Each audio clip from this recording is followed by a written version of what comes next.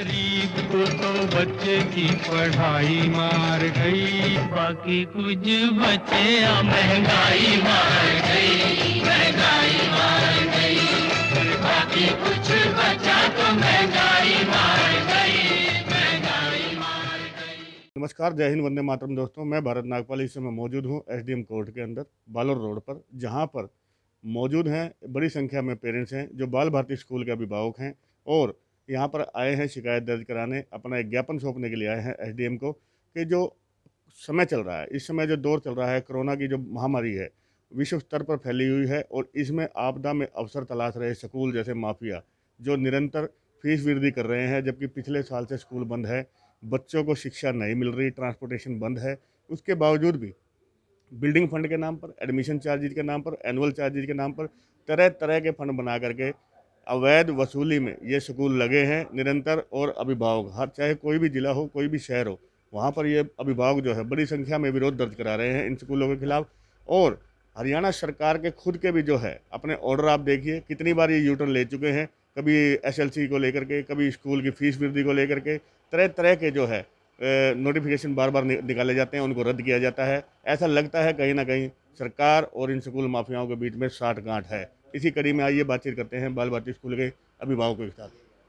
हाँ जी, नमस्कार। Voice of बारूगढ़ channel पर आपका स्वागत है। एक बार अपना नाम और परिचय दे दीजिए। नमस्कार सर, मेरा नाम पुरुषोत्तम है और मेरी जो बच्ची है बाल भारती स्कूल में पढ़ती है। पिछले 2-3 हफ्तों से हम प्रयास कर रहे हैं कि जो बाल भारती स्कूल द्वारा इस सत्र की जो फ़ीस है वो लगभग 20 से 25% तक बढ़ाई गई है। तो उसके लिए सभी पेरेंट्स ने पहले अपने इंडिविजुअल प्रयास किए हैं, प्रिंसिपल और मैनेजमेंट को मेल्स भेजी हैं, जिसका एक उन्होंने समराइज़ करके रिस्पॉन्स दिया कि ये स्कूल की डेवलपमेंट के लिए कर रहे हैं और ये ज़रूरी है।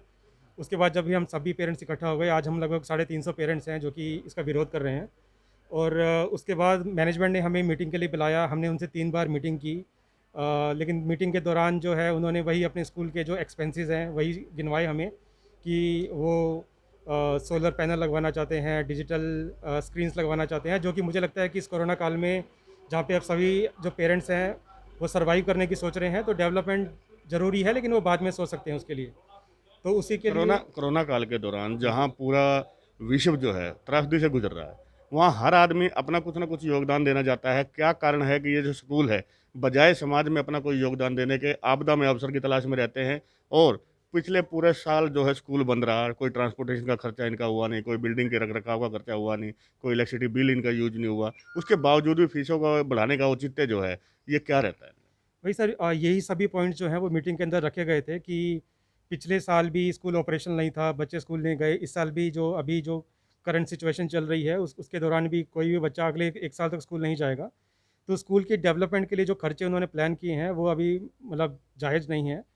और इसके संबंध में जो उन्होंने फाइनल हमें एक मीटिंग में बुला के एक कंक्लूजन दिया कि जो कि 1% जो कि 60 या 70 रुपये पर महीना फ़ीस का रिडक्शन दिया, जो कि बहुत ही शेमफुल है मेरे हिसाब से। तो उसी के संबंध में हमने मतलब पूरी कोशिश की है कि बातचीत के माध्यम से ये चीज़ें सॉल्व हो जाएँ, लेकिन 3 मीटिंग के बाद भी जो पेरेंट्स का ग्रुप है उन्होंने अपना काफ़ी समय निकाल के इसको सुलझाने की कोशिश की है, लेकिन अभी तक इसका कोई रिज़ल्ट नहीं निकला है। हर साल इतना शोर मचता है और पिछले साल भी खूब शोर मचा अलग अलग शहरों के अंदर, अलग अलग प्रदेशों के अंदर, फिर भी जो है कहीं ना कहीं स्कूल माफिया का दबाव इन सरकारों के ऊपर काम करता है और नतीजा जो का तू रह गया। कोई राहत जो है पेरेंट्स को बड़ी मिली नहीं। उसके बारे में क्या कहें?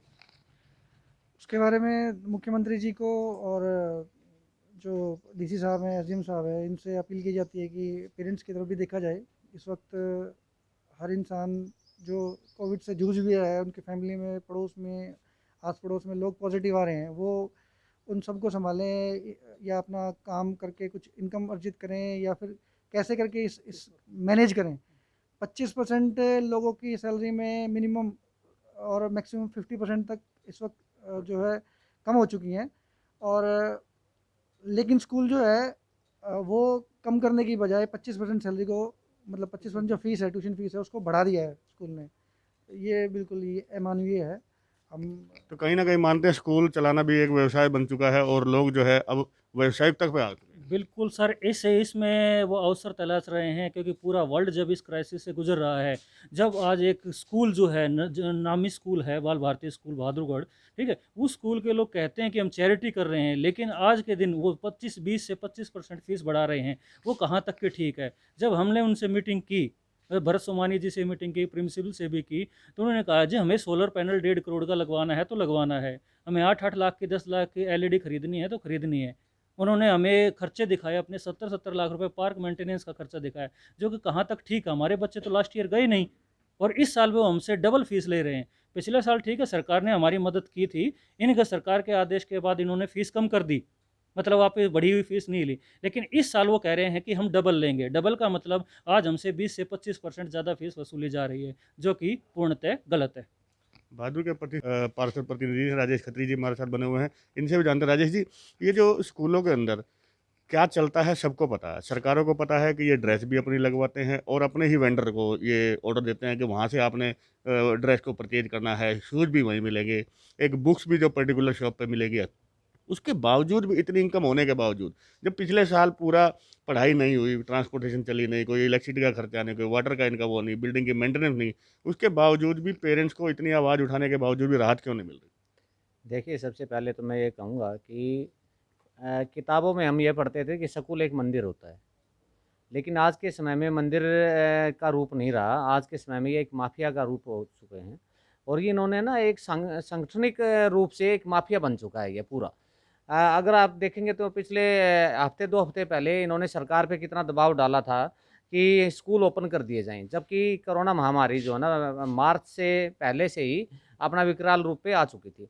लेकिन इन्होंने किसी भी बच्चे की सेहत के लिए कोई ख़्याल नहीं रखा और इन्होंने पूरी अपनी पुरज़ोर माँग की कि भई स्कूलों को ओपन कर दिया जाए। इसका मतलब तो ये अपने पैसे के लिए पेरेंट्स के बच्चों जो इतने बच्चे इनके स्कूल में पढ़ते हैं, उनकी सभी की जान जो है ना वो ये दाँव पर लगाना चाह रहे थे। वो तो सरकार ने किसी भी तरीके से पब्लिक के दबाव में या मैं कहता हूँ कि उनके पास जो ये जानकारी थी कि भई कोरोना कितना फैल चुका है, इस वजह से उन्होंने परमिशन नहीं दी। वो तो कहीं न कहीं साठगांठ इनकी अब भी दिखाई देती है कि 10 तारीख तक स्कूलों को खोलना, 10 तारीख तक पेरेंट्स के ऊपर दबाव बनाना कि अपनी फीसें जमा करा दें, जिन्होंने एडमिशन करा लिए थे एडमिशन फीस ही जमा करा दी। 10 तारीख के बाद फिर से लॉकडाउन लगा दिया और अब भी स्कूल खुले हैं। जिन पेरेंट्स ने फीस जमा नहीं कराई वो कॉल करके उनको अब भी बुला रहे हैं, जबकि सरकार कहती है कि आप अपने घरों में रहें, सोशल डिस्टेंसिंग को अपनाएं और मास्क लगाएं। उसके बावजूद स्कूलों में इतनी भीड़ लगाने की, इनको फीस लेने की क्या जल्दी? देखिए, कहीं न कहीं मैं ये कहूँगा कि सरकार जो है ना अपनी एक नैतिक ज़िम्मेवारी से भाग रही है इस मामले में। जबकि पिछले लगभग 1.5 साल से कोरोना की वजह से सभी का मैं कहूँगा कि व्यापार और व्यापारी तो बर्बाद हुआ ही है।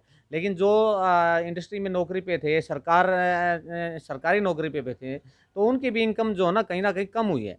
तनख्वाह भी जो है ना कम कर दी गई है इंडस्ट्रीज़ में, काफ़ी उसमें। और जबकि स्कूल जो है एक निर्दयता के साथ 20-20, 25-25% फीस बढ़ा रहे हैं। तो ये तो मैं कहूँगा कि निरंकुशता है। इसके लिए ना सरकार को एक नैतिक ज़िम्मेवारी निभानी चाहिए और पूरे हरियाणा सरकार को मैं तो कहता हूँ कि हरियाणा सरकार को दूसरी सरकारों से सीख लेनी चाहिए और ये स्पेशल आदेश देने चाहिए कि ये इस साल भी, पिछले साल की तरह इस साल भी कोई भी फीस में बढ़ोतरी नहीं होगी और इसके लिए कोई भी किंतु परंतु नहीं होना चाहिए। और ये स्कूल वाले हैं ना, स्कूलों में अपनी नैतिक ज़िम्मेवारी रही नहीं है। अब ये मंदिर का रूप ना रह के और ये तो एक व्यापारी के रूप में कार्य करते हैं। इनको सिर्फ़ प्रॉफ़िट पे चाहिए। इनके लिए इस बात से कोई मतलब नहीं है कि हमारे स्कूलों में अब बच्चे जा नहीं रहे हैं, बल्कि पेरेंट्स पे तो और दबाव पड़ा है पिछले 1.5 साल से। कहीं उनको अपना वाई-फाई का खर्चा लगवाना पड़ता है, कहीं जिसके घर में ये फ़ोन लेने के लिए पैसे नहीं थे, उनको कहीं न कहीं से फ़ोन अरेंज करके और अपनी क्लास करवानी पड़ रही हैं। और उस क्लास के अंदर भी बच्चों को कहीं न कहीं शारीरिक नुकसान हो रहा है, जो कि सरकार भी यह बात मानती है। लेकिन ये अपने फ़ीस के लिए ही ऑनलाइन क्लासेस का ढोंग इन्होंने रच रखा है। जबकि ऑनलाइन क्लासेस में अगर आप रिज़ल्ट देखेंगे, तो सभी बच्चे जो है ना काफ़ी डाउन ग्रोथ में हैं इसके लिए। और मैं बाल भारती स्कूल के प्रशासन से ये माँग करना चाहूँगा और साथ में आज हमने एसडीएम साहब को ज्ञापन दिया है, उनको भी ये माँग करना चाहूँगा कि इस पर जो है ना एक अच्छी सोच के साथ सोचना चाहिए, ताकि पेरेंट्स को कुछ राहत मिल सके और वो अपने बच्चों को सर्वाइव करने के साथ-साथ उनको आगे पढ़ा सकें। बहुत-बहुत धन्यवाद राजेश। तो जैसा अभी सभी ने बताया है कि जो ये अभी आपदा चल रही है, तो इसके अंदर सभी लोग सर्वाइव करने की कोशिश कर रहे हैं। कि किसी का व्यापार जो है वो डाउन है, किसी की नौकरी गई हुई है, तो बहुत सारे पेरेंट्स ऐसे हैं जिनकी नौकरी चली गई है या आमदनी कम हुई है। तो हमारे जितने भी पेरेंट्स के जो ग्रुप था उसकी तरफ से एक मेल गई थी स्कूल को कि भाई जब तक ये चीज़ें सॉर्ट आउट ना हो और कोई पेरेंट्स जब अगर फीस ना भर पाएँ तो उनकी जो आईडी है वो ब्लॉक ना की जाए, जो ऑनलाइन क्लासेस चल रही हैं वो आईडी ब्लॉक ना की जाए। लेकिन आज सुबह जो हमारे ग्रुप है जो पेरेंट्स का, उसके अंदर बहुत सारे मैसेज ऐसे आए कि स्कूल प्रशासन की तरफ से जिन पेरेंट्स ने कल शाम तक फीस नहीं भरी, उन बच्चों भरी हुई फीस नहीं भरी, उन बच्चों की जो ऑनलाइन क्लासेस की आईडी थी वो ब्लॉक कर दी गई है, जिसकी वजह से जो बच्चे हैं उनका नुकसान हो रहा है। और ऐसे समय में जब आपदा आ रही है, सभी लोग सर्वाइव करने की कोशिश कर रहे हैं, और ऐसे में एक तरफ तो स्कूल कहते हैं कि हम बच्चों के भले के लिए ऑनलाइन क्लासेस चला रहे हैं ताकि उनका नुकसान ना हो, और दूसरी तरफ सिर्फ फीस ना आने की वजह से उन बच्चों की आईडी जो है वो ब्लॉक कर दी गई है। तो एक ये बहुत बड़ा धन्यवाद। हाँ, तो सर बस मेरा यही कहना है कि अभी इस कोरोना की सिचुएशन में इतना हाइक बढ़ाना ठीक नहीं है, क्योंकि पिछले साल भी गवर्नमेंट की गाइडलाइन है स्कूलों ने नहीं बढ़ाई थी, लेकिन उन्होंने पिछले साल की भी कसर निकाल दी, इस साल का भी इंक्रीमेंट लगा दिया। हमने रिक्वेस्ट भी करी थी बट वो रिक्वेस्ट की सुनवाई नहीं हुई हमारी। धन्यवाद। अपना हमारे साथ में मौजूद हैं बजरंग दल के जो संयोजक हैं जिला के ऋषि भारद्वाज जी, उनसे भी बातचीत करते हैं, जानते हैं स्कूलों के बारे में क्या रहे। भाई साहब, ये बाल भारती स्कूल का मामला है अपने शहर का। बाल भारती बहादुर का नामी स्कूल बाल है। भारती नहीं, सभी स्कूलों को अगर हम लें तो सभी स्कूलों के अंदर अमूमन यही स्थिति है। कहीं ना कहीं इसको आप स्कूल माफिया बताते हैं, परंतु स्कूल माफिया और सरकार के बीच में जो साठगांठ है, सरकार की नज़र में सब कुछ है, पर क्या कारण है सरकार इन पे अंकुश नहीं लगाना चाहती? सरकार ने जो पिछले साल गाइडलाइंस दी थी कि सभी पेरेंट्स को स्कूल की फ़ीस भरनी है, तो पेरेंट्स ने उस बात को मानते हुए सभी की फ़ीस भरी स्कूल की। लेकिन उसके बाद भी अभी कोविड का इतना हाई स्तर चल रहा है जिसमें कोई भी सर्वाइव नहीं कर पा रहा।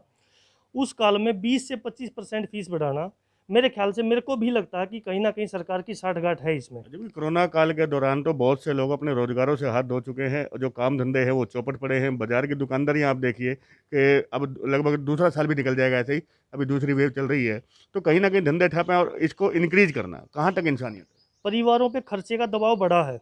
एक तो आमदनी कम होगी, बहुत लोगों की नौकरी छूट गई है, और जो डीए सरकार की जो खुद की एजेंसियां वो डीए नहीं दे रही हैं, तो इसमें कहाँ से सर्वाइव करेंगे? इधर से स्कूलों का खर्चा इतना बढ़ता जा रहा है, आदमी घर पे भी रहेगा तो खाए पिएगा तो। और ऑनलाइन एजुकेशन के तो जितने भी पेरेंट्स से हमारी बात होती है वो कहते हैं कि इसके साइड इफ़ेक्ट ज़्यादा हैं, और इफ़ेक्ट इसके जो है बिल्कुल ज़ीरो है। बच्चे जो है उनकी मनोदशा अगर देखी जाए तो कहीं भी जो है एजुकेशन को एक्सेप्ट नहीं कर पा रहे हैं, और कहीं ना कहीं जो मेंटली ग्रोथ है, फिजिकल ग्रोथ है, वो बच्चों की थोड़ी सी धीमी पड़ी है। बच्चों के ऊपर तो फर्क पड़ता ही पड़ता है। दूसरी बात ये भी देखने वाली है कि जैसे बच्चा घर में करता है उसके ऊपर खर्चे हैं। गवर्नमेंट ने तो, स्कूलों ने तो पूरी फीस ले ली अपनी, लेकिन माँ बाप के ऊपर और एक्स्ट्रा खर्चा पड़ गया। किसी के ऊपर मोबाइल का है, डेटा का 500 रुपये महीने का खर्चा है। ये कौन, ये कोई अपनी फीस में से काट के थोड़ी कोई स्कूल दे रहे हैं, ये तो माँ बाप के ऊपर एक्स्ट्रा खर्चा है, सरचार्ज है ये तो इसके लिए सरकार को कदम उठाना चाहिए। हमने ट्वीट भी किया है। डॉक्टर और काउंसलर बताते हैं कि मोबाइल जो है बच्चों के लिए हार्मफुल है, उसके बावजूद ऑनलाइन क्लासेस इतनी लंबी लंबी लगाना और पेरेंट्स के ऊपर दबाव बनाना कि ऑनलाइन क्लासेस के नाम पे ही इन फीसों की वसूली की जा रही है और ठगी की जा रही है, तो सरकार इन चीज़ों की अनदेखी क्यों करती है? नागपाल जी, मैं मानता हूं कि ऑनलाइन क्लासेस हमारी मजबूरी है। आज के दिन ऑनलाइन क्लासेस भी नहीं दिलवाएंगे हम बच्चों को, तो बच्चे कहीं ना कहीं हमारे पिछड़ जाएंगे। और उस एज में जाके, जिस एज में हमारे बच्चे और कहीं पे कंपटीशन की तैयारी करेंगे, तो उस एज में हमारे बच्चे पीछे बैठे होंगे और जो पिछली क्लासेस हैं वो आगे आ जाएंगे। तो इसलिए हमें ऑनलाइन क्लासेस तो हमारी मजबूरी है, लेकिन उसके एवज में फीस बढ़ाना और उस अधिकार का दुरुपयोग करना गलत है। ये ऋषि सोनू भारद्वाज जी हमारे साथ में, वॉइस ऑफ भारद्वाज के लिए मैं भारत नागपाल, धन्यवाद।